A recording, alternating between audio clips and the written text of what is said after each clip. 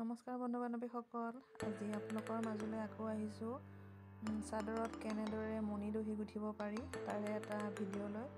আশা কৰোঁ আপোনালোকে ভিডিঅ'টো চাই উপকৃত হ'ব। মই এই কাপোৰযোৰ কৰিছোঁ হেণ্ডমেড মিক্স পাটত।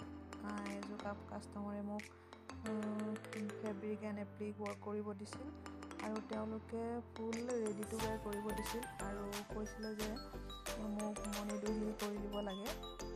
মই ভাবিলোঁ আপোনালোকৰ মাজলৈ ভিডিঅ'টো আগবঢ়াওঁ। আশা কৰোঁ আপোনালোকে ভিডিঅ'টো চাই ভাল পাব।